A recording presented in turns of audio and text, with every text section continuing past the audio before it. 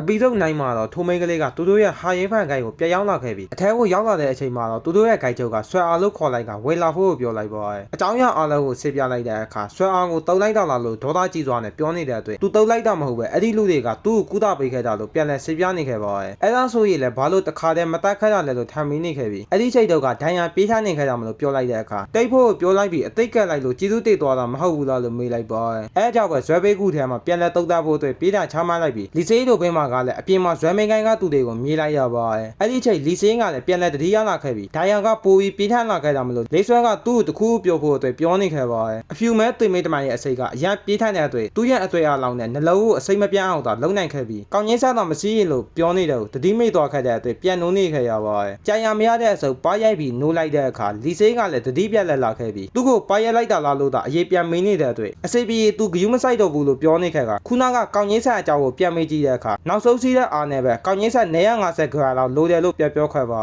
အခုချိန်နေမှာတော့သူတို့ရဲ့ပိုက်ဆံတွေကတိုက်ခိုက်မှုတွေဖြစ်သွားခဲ့တာမလို့တခုမှဆောင်မရပဲဖြစ်နေခဲ့ပြီးဟော်လေစီတဝိတ်လောက်ချထားခဲ့ရင်ကောင်းမှပဲလို့တွေးနေတော့ဓာတ်ကိုလည်းမြေသွားတဲ့အခါအကြံတစ်ခုကိုစဉ်းစားမိသွားခဲ့ပါအပေါက်ဆိုင်မှာသူ့ရဲ့ဓာတ်ကိုတွားရောက်တဲ့အခါဓာတ်ကကျိုးနေတဲ့အတွက်စိုက်စေကလက်မခတ်ဘူးလို့ပြောနေခဲ့ပြီးငွေအနှဲငယ်လို့တာလို့အကူကြီးတောင်းနေတဲ့အတွက်ငွေနဲ့ပြားနဲ့ပဲရောက်ပေးလိုက်ပါအဲ့ဒီချိန်အိပ်ပြတဲ့လမ်းမှာလူတွေအုံနေတဲ့အတွက်ဝေးကြည့်တဲ့အခါလူတယောက်ကသူ့ရဲ့ဆေးကနေခုံဝင်လာခဲ့ပါထူလူကအမူးလုံးနေခဲ့တာမလို့ဆိုင်ကနေကာထုတ်ခံလိုက်ရတာဖြစ်ပြီးခဏနေတော့သူ့ရဲ့ဆိုင်ကမောက်သွားတာဖြစ်တဲ့အတွက်ကောက်ပိတ်ဖို့လုပ်တဲ့အခါအဲ့ဒီချိန်တရုတ်တည်းအာချီတဲ့စိတ်ကဖြစ်လာခဲ့တာမလို့အဲ့ဒီဆိုင်ထဲမှာပဲအားချမိလိုက်ပါတဖက်မှာတော့အခုချိန်ဒီလီစေးကိုစာမတွေ့သေးတဲ့အတွက်အစီခံတွေကိုလည်းအမဲသိမေးတမန်ကတားနေခဲ့ကဖြူသိမေးတမန်ကဒိုင်ယာနဲ့လူပါတဲ့အတွက်အေးဆေးဖြည့်စေလို့ရတယ်လို့ဆိုတာဖြောက်ပြနေခဲ့ပေမဲ့လီစေးတို့ကနေရာတိုင်းမှာပါနေကြတဲ့အတွက်တခြားခိုက်တွေကတီသွားမှကိုစိုးရိမ်တာလို့ပြောပြနေခဲ့ပါကျန်တဲ့အစီခံကိုပြစာဖို့ပြောလိုက်ကအဲ့ဒီချိန်မှာပဲငရဲမင်းကရောက်လာတဲ့ဆိုတာကြောင့်လာသွားခဲ့ကြပြီဘယ်တယောက်လာတာလဲလို့မေးတဲ့အခါအဲ့ဒီချိန်မှာပဲသူတို့ရဲ့အနောက်ကိုငရဲမင်းကရောက်လာခဲ့ပါလှုပ်ချွဲစီမံနေရကိုမေးတဲ့အခါဦးလေးရန်တို့စီမာလို့ပြောလိုက်ပြီးဦးလေးရန်ကဘယ်မှာလဲလို့ထမ်းမေးတဲ့အခါသူတို့ရဲ့တပည့်တွေကိုတွေးထားပြီးပြီလို့သာပြောလိုက်ပါ